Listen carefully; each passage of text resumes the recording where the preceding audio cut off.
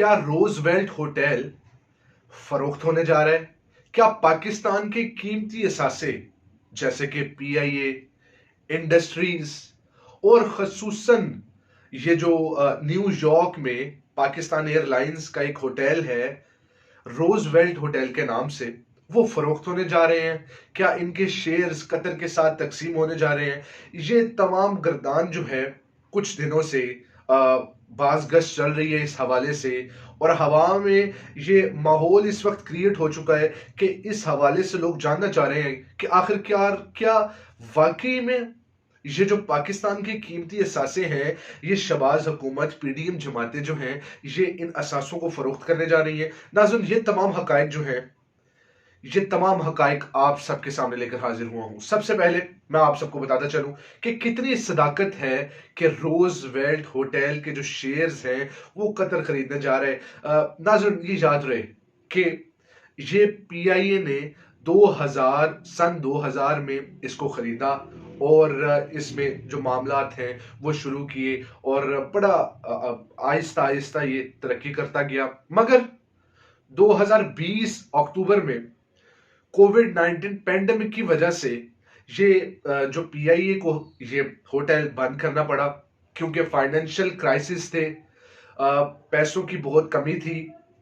तो इस वजह से ये ज़र मुबादला क्रिएट करने वाला एक कीमती असासा पाकिस्तान को, इसको बंद करना पड़ा, क्योंकि ये नुकसान में जा रहा था और कोई किसी किस्म का फायदा नहीं दे रहा था, जिसकी वजह से 2020 अक्टूबर में इसको मुकम्मल तौर पर क्लोज कर दिया गया और किसी किस्म का काम जो है इससे लेने का जो है वो ना सोचा गया। उसके बाद नाज़रीन, ये हुआ कि गवर्नमेंट ने सोचना शुरू किया, क्या इस असासे को बेचकर डॉलर्स कमा लिए जाए, पाकिस्तान में डॉलर्स ले आए जाए। याद रहे नाज़रीन, ये कीमती असासा है, $1 बिलियन डॉलर से ऊपर का ये कीमती असासा है, जो कि काफी ज्यादा आमदन है पाकिस्तान के लिए। और इन हालात में जब वफाकी काबीना ये चाहती है कि पाकिस्तान में किसी तरीके से ज़र मुबादला आए, क्योंकि स्टेट बैंक के हालात जो हैं वो आप सबके सामने हैं, ऐसी सूरत हाल में पिछले दिनों इस हवाले से बाज़गश्त जारी थी।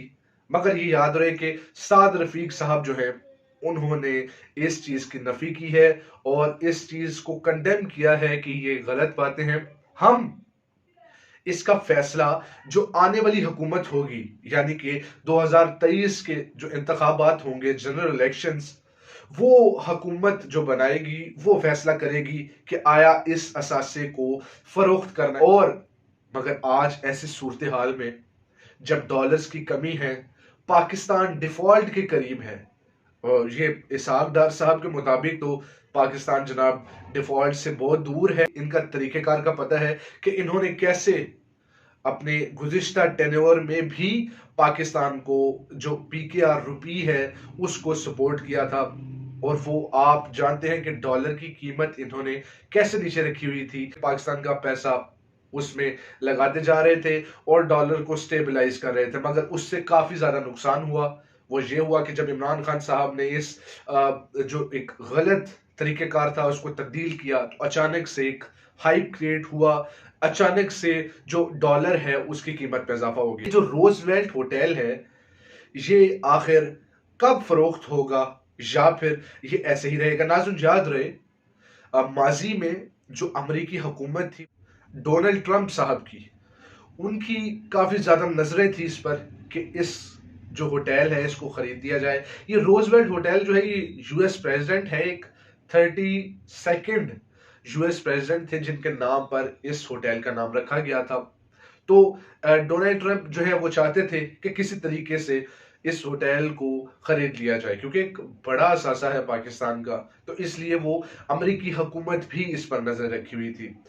आइंदा सालों में नाज़रीन, हम नहीं चाहते कि इस तरह का कोई काम हो कि पाकिस्तान की कीमती असासे उनको फरोख्त करके ज़र मुबादला पाकिस्तान में लाया जाए, क्योंकि जो स्टेट बैंक के हालात हैं दिन ब दिन जो ज़र मुबादला है वो कम होता जा रहा है। इस सारी सूरत हाल में पाकिस्तान के लिए नुकसान है, पाकिस्तान के लिए परेशानी का सबब है ये ज़र मुबादला। तो ऐसी सूरत हाल में یہ جو روز ویلٹ ہوٹل کو بیچنے کی بات ہے، یہ میرے نزدیک جو سعد رفیق صاحب نے اس کی نفی کی ہے اور یہ غلط تھا۔ میں نہیں چاہوں گا اور پوری عوام نہیں چاہے گی کہ جو اس طرح کے اثاثے ہیں ان کو کبھی فروخت کیا جائے اور ان سے زر مبادلہ کریٹ کیا جائے۔ ناظرین، یہ ساری صورتحال جو پاکستان کی اس وقت بن چکی ہے، جب پاکستان ڈیفالٹ کے قریب ہے، جب پاکستان کا دیوالیہ ہونے جا رہا ہے، تو حکومتوں کو لازماً ان چیزوں کی طرف دیکھنا پڑے گا کہ جو اثاثے ہیں، انڈسٹریل ایریا ہے، اس کے بعد آپ چلے جائیں زر مبادلہ کریٹ کرنے کے لیے جو پاکستان کی قیمتی اثاثے ہیں، پی آئی اے ہے، ریلویز ہے، ان کو فروخت کرنا پڑے گا۔ ناظرین، خدا کرے کہ جلد از جلد نئے انتخابات ہوں جو کہ اس ساری سیاسی صورتحال کے، اس سیاسی عدم استحکام کا علاج ہے۔